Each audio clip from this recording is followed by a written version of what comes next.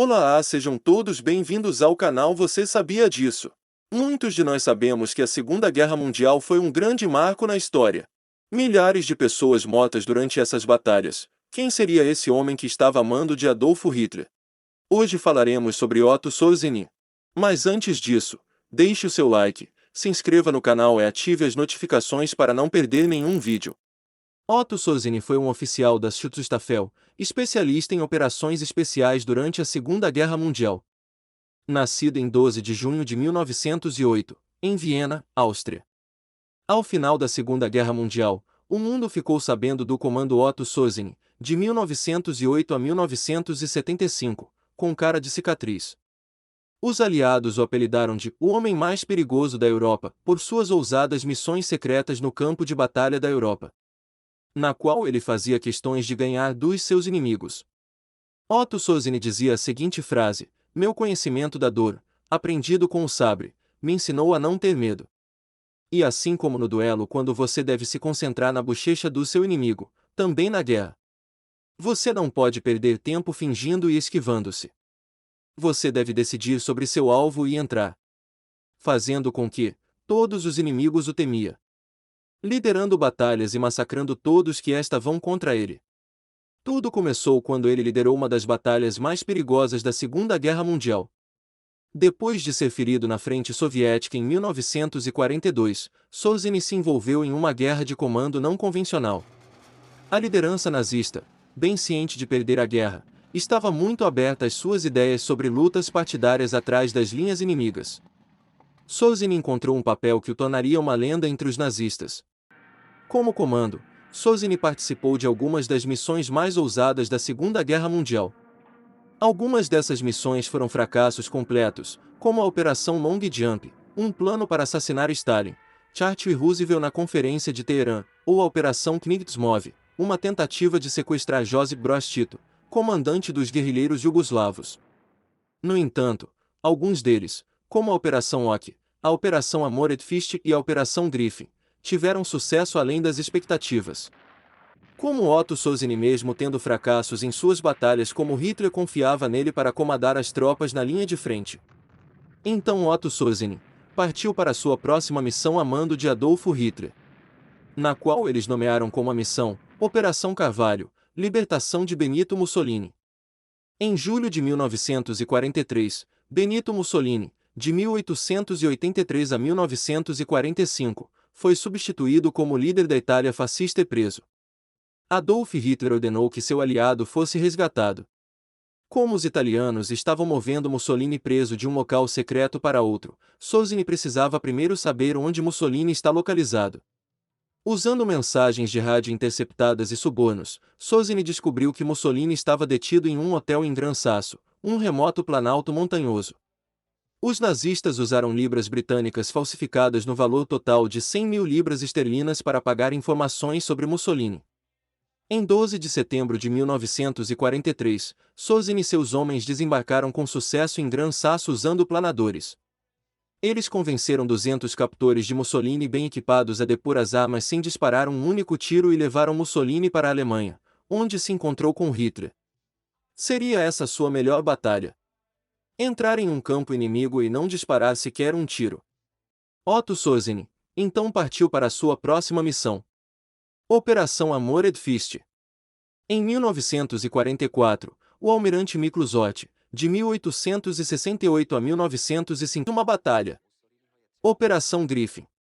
A Batalha do Bulge, de 16 de dezembro de 1944 a 25 de janeiro de 1945, foi a última ofensiva alemã da Segunda Guerra Mundial.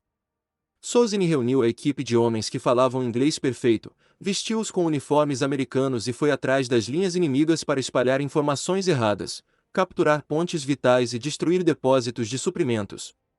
Com apenas 44 homens, os nazistas causaram confusão entre os americanos. Com medo de que todo soldado americano pudesse ser o comando alemão disfarçado, cada americano teve que se identificar. Se não for feito com rapidez suficiente, ele foi preso ou até mesmo baleado. Além disso, Sorzeni espalhou rumores falsos de que planejavam capturar o general Dwight Eisenhower, de 1890 a 1969, o comandante da invasão aliada na Europa.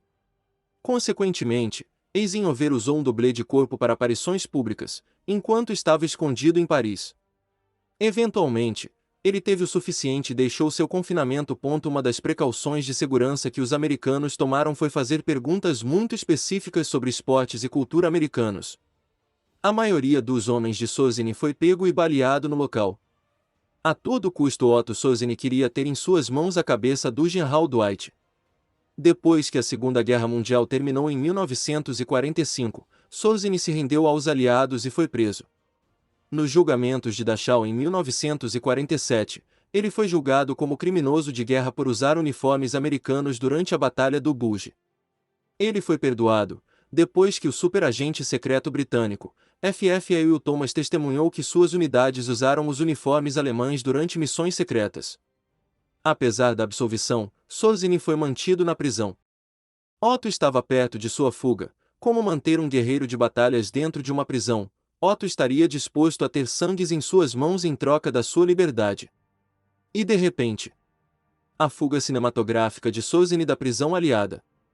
Em 27 de julho de 1948, um carro com 3 policiais militares americanos chegou ao campo de internação de Darmstadt, na Alemanha, para transferir Sozin para outra prisão.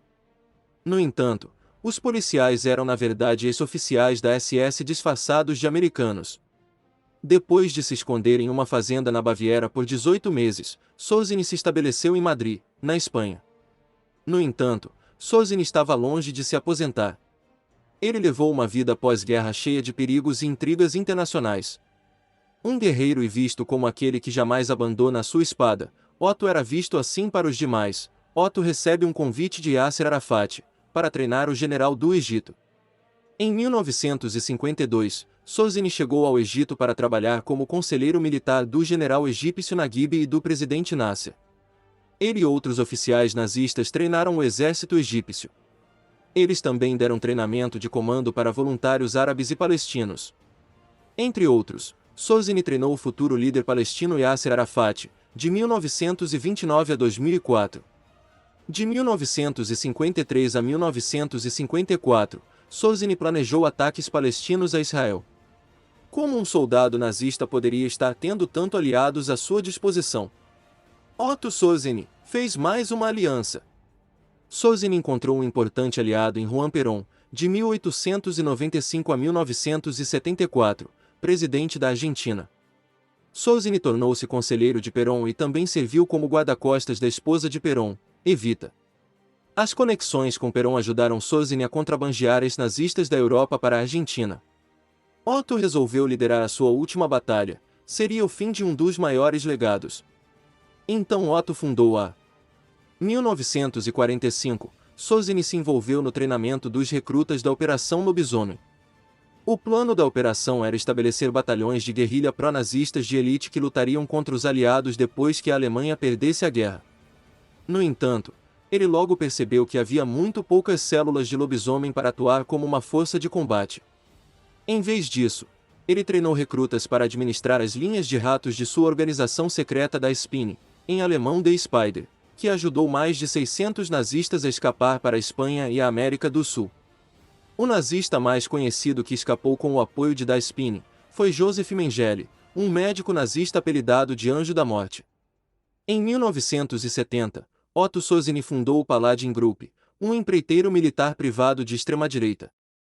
A organização forneceu mercenários para grupos terroristas palestinos, o regime de Augusto Pinochet no Chile, esquadrões da morte na Argentina, a junta militar grega, o ditador Salazar em Portugal e o serviço secreto espanhol.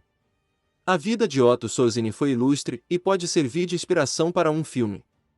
No entanto, não deveria haver um filme sobre a vida de Sozin. Apesar de suas ousadas conquistas,